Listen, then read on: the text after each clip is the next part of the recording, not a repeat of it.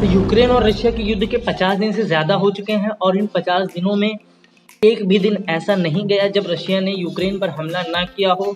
Russia लगातार Ukraine पर हमला कर रहा है, लेकिन यूक्रेन पीछे नहीं हट रहा है और युद्ध में अपनी जगह बनाए हुए है। इसके साथ ही यूरोप और अमेरिका जैसे देश यूक्रेन को उसकी हेल्प के लिए आगे आए हैं और उन्हें हथियार दिए हैं और ये युद्ध बहुत ही भयावह स्थिति की ओर जाता दिख रहा है। इसका अंजाम बहुत ही बुरा हो सकता है और आज हम इस मैटर पर पूरी बात करेंगे और क्या नुकसान हो सकते हैं इसके ये भी बताएंगे। और आगे बढ़ने से पहले आप चैनल को सब्सक्राइब कर दीजिए और शेयर कर दीजिए।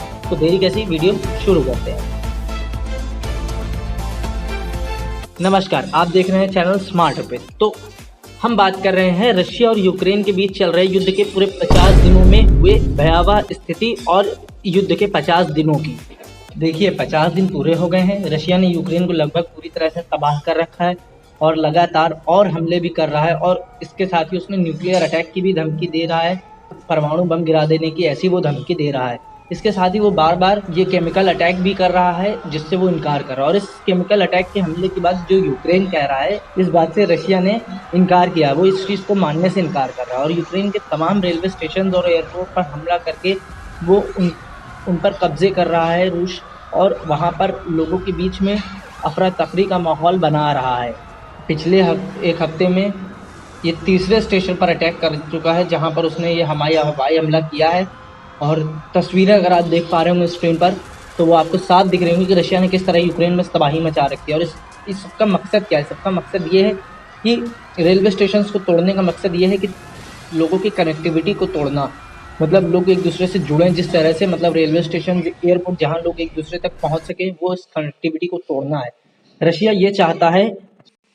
इसी के साथ उसने बड़े बड़े रॉकेट्स और वेपन्स यूज़ किए हैं, जहां पर रॉकेट लॉन्चर्स जो हैं उनके दुश्मनों के टैंक्स को तबाह करने वाली रॉकेट लॉन्चर्स होते हैं, उनका इस्तेमाल कर रहा है। सबसे बड़ी खबर बता दें कि आप दोनों फौज का फोकस कीव से हटकर ईस्ट की साइड मारियुपोल की तरफ हुआ है और ये खबर आ रही है कि साउथ में भी रशिया ने अपनी सेना बढ़ा रही है और आगे साउथ में क्रीमिया की साइड, जो साउथ का वेस्ट है क्रीमिया की साइड, वहाँ पर भी रशिया अपनी फोर्स बढ़ा रही है और यूक्रेन पर हमला करने की तैयारी में है और मारियुपोल में वो हमला कर रही है। और दिन पर दिन युद्ध बढ़ता ही जा रहा है और भीषण होता जा रहा है। और बता दें आपको कि यूक्रेन के नीपर की राजधानी, जो कि सेंट्रल यूक्रेन के पास एक रेलवे स्टेशन है जहां पर यूक्रेन की राजधानी में नीपर पे, वहां पर अभी कुछ दिनों पहले एक बहुत ही बड़ा हमला हुआ है, बहुत ही बड़ा अटैक हुआ है और वहां पर रेल व्यवस्था पूरी तरह से चरमरा गई है। और एयरपोर्ट पर कुछ 3 या 4 दिन पहले हुआ था।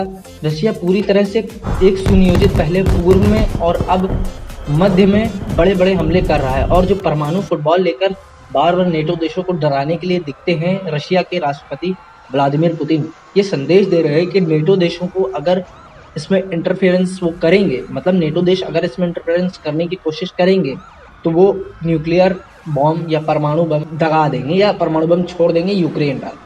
तो नेटो देशों की इंटरफेरेंस अब शुरू भी हो गई है।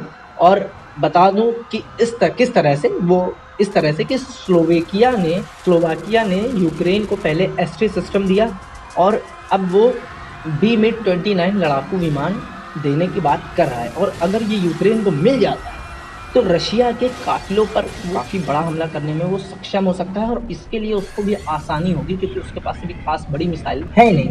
और अमेरिका भी उसकी पूरी तरह से हेल्प कर रहा है, बहुत ही सटीक इंटेलिजेंस के द्वारा। मतलब वो रशिया के काफिले पर क्यों अटैक करने में सफल हो रहा है यूक्रेन, उसकी वजह अमेरिका ही है, क्योंकि अमेरिकन सैटेलाइट्स और अमेरिकन यूएस और अमेरिकी तो ही विमान वो पल पल जानकारी रशिया की सेना की दे रहे हैं यूक्रेन, जिसके आधार पर यूक्रेन अपनी प्लानिंग करता है और अटैक करने में सफल होता है। पर यूक्रेन के पास खासा प्रभावी हथियार नहीं है, तो वो बार बार प्रभावी हथियार, बड़े हथियार की मांग कर रहे हैं। ज़ेलेंस्की जो वहाँ के राष्ट्रपति हैं बार बार यही कहते दिख रहे हैं कि हमें वेपन्स दो। पर जो भी हो, ये लड़ाई बहुत ही भीषण रूप लेने वाली है भाई साहब। आपको बता दो क्योंकि पूरी यूक्रेन में मारियुपोल गिर गया है और किस तरह से बड़ी संख्या में लोगों ने वहाँ सरेंडर किया है। जो अभी हाल ही में आपने अगर पता चला हो, वहाँ बड़ी संख्या में लोगों ने सरेंडर किया था, जो कि लगभग संख्या 5000 की उसमें यूक्रेनी सैनिक है जो कि। तो अब आप जो होगा वो मैं आपको बताऊंगा और कमेंट में हमें ज़रूर बताइए कि आप क्या सोचते हो इस युद्ध को लेकर और आप क्या विचार रखते हो इस बारे में। पर फिलहाल के लिए ये वीडियो अभी यहीं पर रोक रहा हूँ। उम्मीद करता हूँ आपको हमारी आज की वीडियो पसंद आई होगी। तो बिना देरी करे वीडियो को लाइक कर दीजिएगा और चैनल को शेयर कर दीजिएगा। मिलते हैं आपको नेक्स्ट वीडियो में।